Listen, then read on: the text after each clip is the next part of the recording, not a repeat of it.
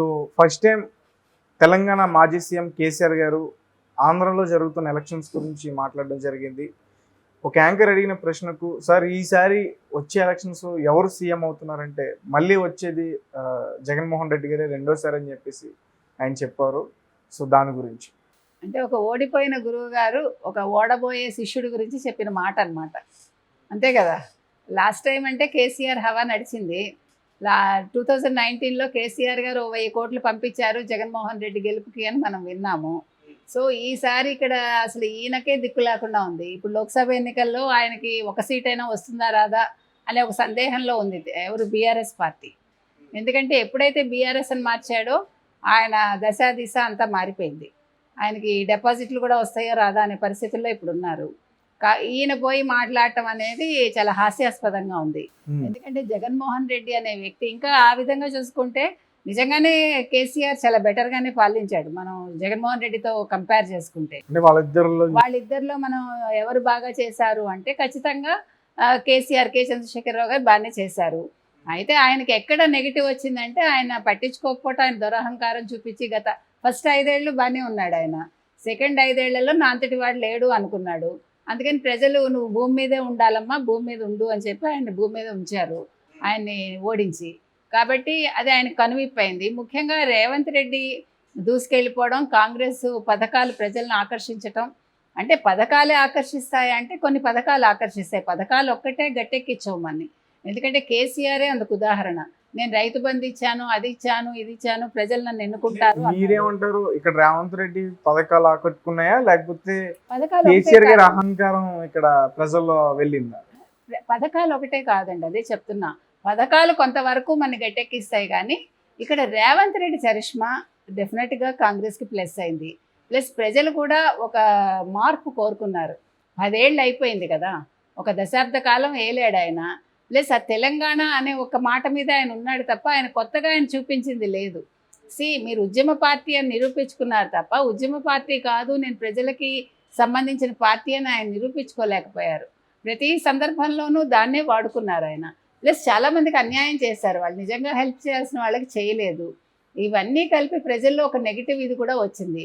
అంటే అర్బన్ ఓట్లు ఆయనకు పడ్డాయి కానీ రూరల్గా పడలేదు ఈసారి, అది చిత్రం. యాక్చువల్గా నేను రైతు బంధు ఇచ్చాను, రూరల్లో నాకు వచ్చేస్తాయి, ఊళ్ళల్లో అందరూ నాకు ఓట్లు వేస్తారు అనుకున్నారు. ఎలక్షన్ లాస్ట్ మూమెంట్ లో కూడా రైతు బంధు వేశాడు ఆయన, అయినా కూడా వర్కౌట్ అవ్వలేదు. ఎందుకు చెప్తున్నామంటే ఇవాళ జగన్మోహన్ రెడ్డి పట్టుబట్టి డీబీటీ ఇస్తున్నాడు. ఎన్ని వేల కోట్లు, ఏకంగా 14,000 కోట్లు. 14,000 కోట్లు ఆయన గట్టెక్కిస్తాయని ఆయన అనుకుంటున్నాడు. అలాగే ఇప్పుడు ఇలాగే ఎదురు దెబ్బ తింటాడు ఎవరు, మన కేసీఆర్ లాగా. ఎందుకు చెప్తున్నానంటే కేసీఆర్ ఈరోజు శిష్యుడిని మెచ్చుకుని శిష్యుడు ఏదో మళ్ళీ ముఖ్యమంత్రి అవుతాడు అంటున్నాడు ఆయన. ఒక్కసారి ఈయన కనుక వెళ్ళి ఆంధ్రప్రదేశ్ పరిస్థితి చూసి అక్కడ పర్యటించాడు అనుకోండి, జనాలు ఆయనకి ఎంత బుద్ధి చెప్పాలో కేసీఆర్కి అంత బుద్ధి చెప్తారు. ఎందుకు చెప్తున్నానంటే జగన్మోహన్ రెడ్డి ఓడిపోతాడు అని ఖచ్చితంగా ఇన్ని సర్వేలు చెప్పాక వీళ్ళందరూ కొత్త సర్వేలు చెప్తున్నారా? ఎవరి కేసీఆర్, మొన్న కేటీఆర్ కూడా అన్నట్టున్నాడు కదా జగన్ వస్తాడు అన్నట్టుగా. అంటే డైరెక్ట్గా చెప్పలేకపోయాడు, ఖచ్చితంగా కొంచెం ఇబ్బంది పడుతూ చెప్పాడు. అంటే తెలంగాణ ప్రజల కన్నా ఆంధ్ర ప్రజలు తెలివైన వాళ్ళు అన్న విధంగా చెప్పాడు. అంటే ఇక్కడ ఆంధ్ర అప్పుడు ఆయన కించపరుచుకున్నాడా? తెలంగాణ ప్రజలు ఇది గుర్తించాలి. ఎందుకంటే తెలంగాణ ప్రజలంత తెలివైన వాళ్ళు ఎవరూ లేరు. ఆంధ్ర ప్రజలు కూడా అఫ్కోర్స్ తెలివైన వాళ్ళు, కాకపోతే లాస్ట్ టైం వాళ్ళు మోసపోయారు.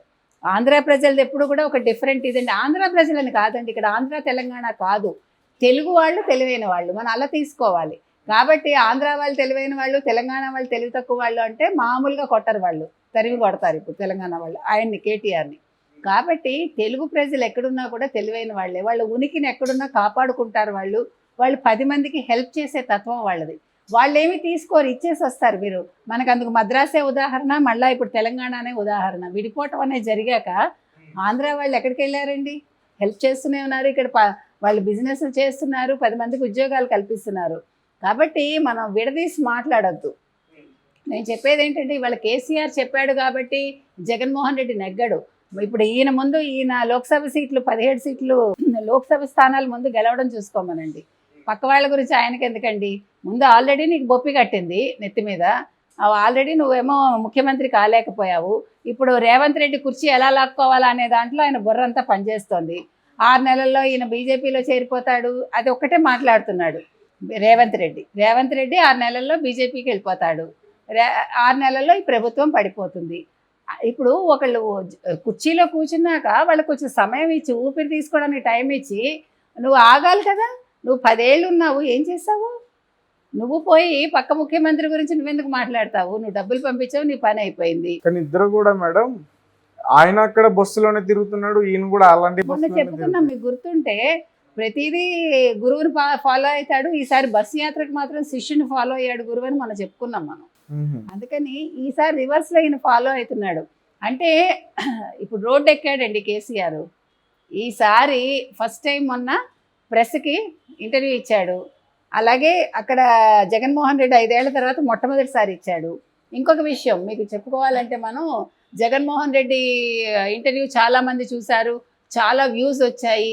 వాళ్ళకి జనాలకు అర్థం కావట్లేదు. జనాలు చూసింది ఎందుకంటే ఎక్కువ తెలుగుదేశం వాళ్ళు, మిగతా వాళ్ళు చూసారు. ఈయన కొత్తగా ఏమైనా చెప్తాడా, ఏం చెప్తాడు, 5 ఏళ్ల తర్వాత మొదటిసారి కెమెరా ముందుకు వచ్చాడని చూశారు. అదేదో చూడాలని లేకపోతే ఇష్టపడి చూడలే జనాలు. బాబు గారు ఆల్రెడీ ప్రజల్లోనే ఉంటాడు కాబట్టి ఎప్పుడు కూడా ఆయన ప్రెస్కి ఇంపార్టెన్స్ ఇస్తారు. ఈ పెద్ద మనిషి ఇవ్వడు, మొదటిసారి 5 ఏళ్ల తర్వాత కెమెరా ముందుకు వచ్చాడని చెప్పి ప్రజలు చూశారు. దానికి జూనియర్ ఎన్టీఆర్ ఓ పోస్ట్ పెట్టాడు, చాలా ఎక్కువ వ్యూవర్స్ వచ్చారని అదొక పోస్టు. దాని మీదేమో జనాలు ఇంకా ఎవరు వైసీపీ వాళ్ళు ఓకే వీళ్ళే బాగా చూసేశారని. అసలు విషయం వాళ్ళకి అర్థం కావట్లే. అందుకని ఏదైనా తొందరపడి మాట్లాడకూడదు. అందులో ఉండే లోతుపాతులు తెలుసుకుని నిజానిజాలు తెలుసుకుని మాట్లాడాలి. ఏదేమైనా ఇప్పుడు కేసీఆర్ చెప్పేశాడు కాబట్టి జగన్మోహన్ రెడ్డి రాడండి. కేసీఆర్ ఇక్కడ కూర్చొని మాట్లాడటం కాదు, ప్రజాక్షేత్రంలోకి ఒక్కసారి ఆంధ్రప్రదేశ్కి వెళ్ళి ఒకసారి పర్యటించి రమ్మనండి, ఒక్కరోజు రేపు పొద్దున్న నుంచి రాత్రి వరకు. అప్పుడు ఆయనకి వాస్తవాలు తెలుస్తాయి. జగన్కి అంత అంటే మీరే చెప్తున్నారు ఒక శిష్యుడు అని చెప్పేసి జగన్, మరి ఒక గురువుని ఎందుకు జగన్ తెచ్చుకోలేదు ఇక్కడ ప్రచారానికి ఇక్కడ ఆంధ్రాకి? ఈయనకే దిక్కు లేదని చెప్తున్నాను కదండి. ఈయన గెలిచుంటే ఆలోచించేవాడేమో, ఈయనే గెలవలేదు ఇక్కడ. ఇప్పుడు అసలు లోక్సభ ఎన్ని సీట్లు వస్తాయి? మెదక్ ఒకటే వస్తుందేమో అని అనుకుంటున్నారు. అది కూడా వస్తుందా రాదా అనే డైలమాలో ఉంది. కాబట్టి ఇప్పుడు ఆయన తెచ్చుకుని ఏదో ఏమంటారు పళ్ళు రాలగొట్టుకోవాలన్నమాట ఆయన. అంటే ఈయన కూడా బీఆర్ఎస్ పార్టీ నేషనల్ పార్టీగా ప్రకటించిన తర్వాత అక్కడ కూడా కొంతమంది ఇన్ఛార్జీలు పెట్టడం, ఇలాంటి ప్రయత్నాలు కూడా చేశారు కదా మేడం. అంటే నిజంగా చెప్పాలంటే కేసీఆర్కి అప్పట్లో కొంచెం ఆంధ్రాలో కూడా క్రేజ్ ఉండింది, మీకు గుర్తుంటే. నిజంగానే కేసీఆర్ కొత్తలు బాగున్నాడండి. తన నోటితోటే తెచ్చుకున్నాడు, తన నోటి దోలతోటి. అవసరానికి ఆంధ్రా వాళ్ళని హక్కును చేర్చుకుంటాడు, లేకపోతే తిట్టిపోస్తూ ఉంటాడు. రెండు నాలుకల ధోరణి అయింది. అందుకని అసలు ఆయన వచ్చిందే ఆంధ్ర వాళ్ళ ద్వారా. మీకు తెలుసు, నందమూరి తారక రామారావు గారు ఇవ్వబట్టే కదా. చంద్రబాబు నాయుడు గారు చేసిన తప్పిదాల్లో ఇంకో తప్పిదం ఏంటంటే ఈయన డిప్యూటీ సీఎం ఇవ్వకపోవటం. దానివల్ల అలిగి బయటకు వచ్చి పార్టీ పెట్టుకున్నాడు. సో ఇవన్నీ కూడా రాజకీయాల్లో ఎలా ఉంటాయంటే కొన్ని చిన్న చిన్న తప్పిదాల వల్ల కొంతమంది గొప్పవాళ్ళు అవుతూ ఉంటారు. ఆ గొప్పతనం ఎంతకాలం ఉంటుంది అనేది మనం చూడాలి. ఇంకొకటి, ఇప్పుడు ఎవరు మన జగన్మోహన్ రెడ్డి మాత్రం నెగ్గుతాడు అనేం భ్రమలు అక్కర్లా. కేసీఆర్ చెప్పాడు కాబట్టి నెగ్గుతాడు. కేసీఆర్ చెప్తే నెగ్గేస్తే ఇంక గొడవే ఉందండి. నేను ఒకసారి వెళ్ళి అలా పర్యటించి వచ్చేసి ఓటేసేయండి అంటే చాలు. ఆయన డీబీటీలు అక్కర్లేదు, ఇంత బుర్ర బదలు కొట్టుకోక్కర్లేదు, లండన్ పారిపోక్కర్లేదు.